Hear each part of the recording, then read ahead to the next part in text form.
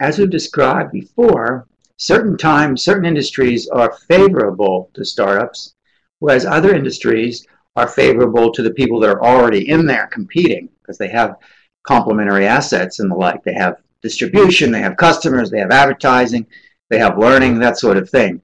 So this, in this particular lecture, we'll introduce this concept, and then in further ones down the line, we'll talk about what favors an incumbent versus a startup and the like. But let's get started and think about why some industries are favorable to new firms. That is, they're favorable that allow a startup to jump in there on an equal playing field, as we've said, because some new technology or other trend is sort of has leveled the playing field, or trends are such that the market is growing so rapidly that lots of players can be in there and succeeding at the same time. And some types of opportunities, though, are favoring the people that are already there. They have this innate advantage of already being in the marketplace and having these complementary assets. That's what we'll be thinking about. So what are these dimensions under which to think about this problem? Well, there are capital-intensive firms, require large plant, large equipment, lots of money, a real estate type of a plant, lots of assets, of a factory or automobiles, equipment, trucks. And then there are knowledge-intensive industry that require industrious, intelligent, educated, experienced people that can work together to make the product or service. Capital-intensive industries tend to favor people that have the capital, that is, the incumbents, whereas knowledge industries tend to favor the people that are startups, because essentially, if you need 5 smart people to develop a software package or an application, whether you're doing that or Microsoft is doing that, you still need 5 people to develop the application. And the application has its own value going forward.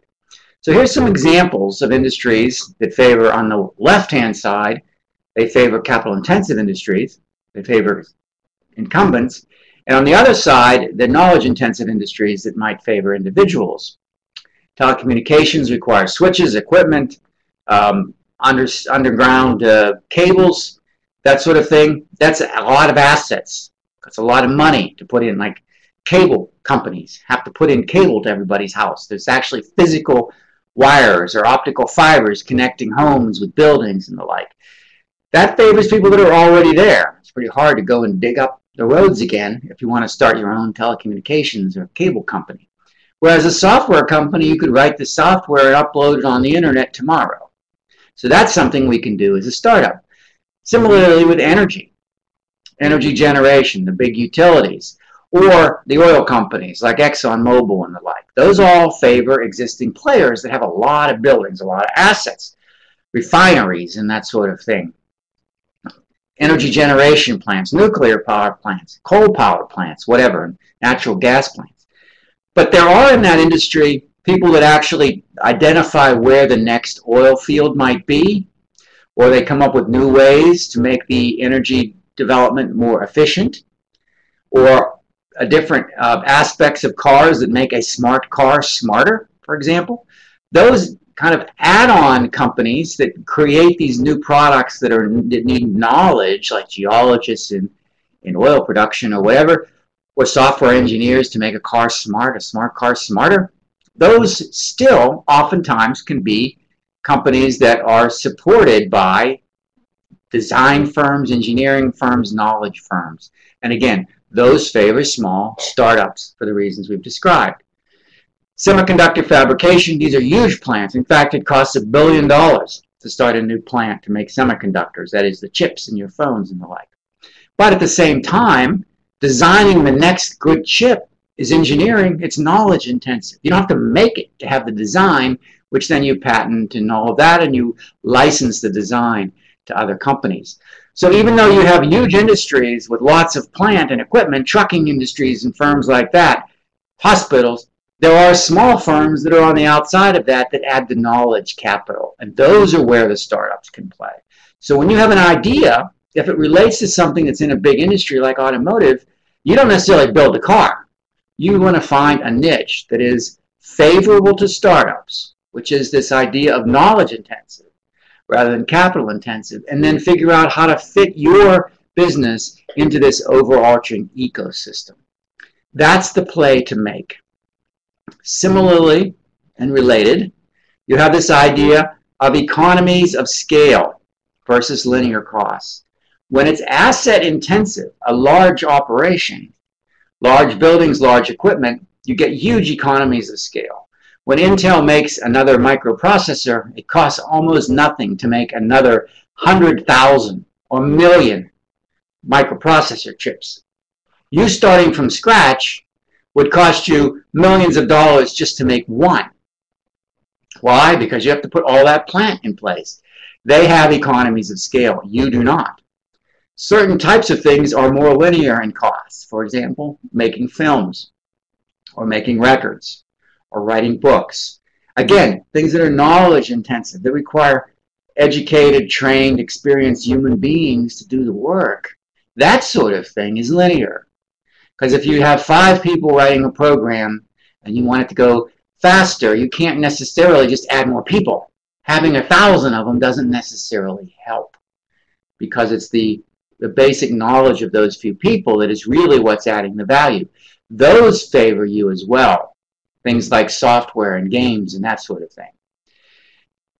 Likewise, traditional retail requires lots of buildings, distribution channels, logistics operations, and whatever, whereas Amazon, when it started, and other small companies can challenge that now because they can make use of the logistics support of the Amazon back office or the UPS back office and start an internet company with very little in terms of assets.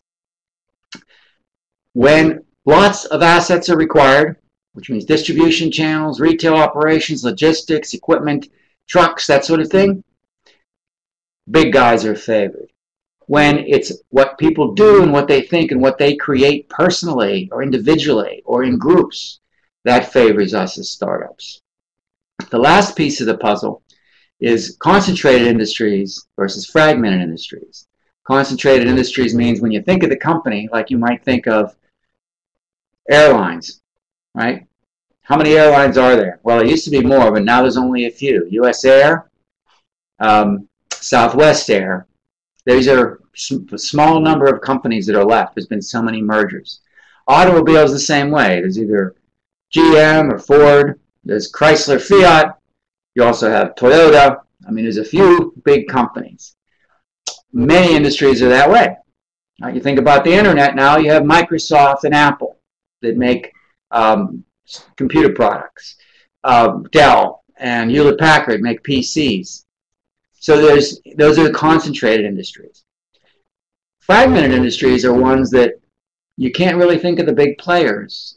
You might think about hair salons, or you might think about waste treatment or waste, disposal companies. You might think about landscaping operations, or you might think about local restaurants, various types, before there were these large chains that people tend to go to.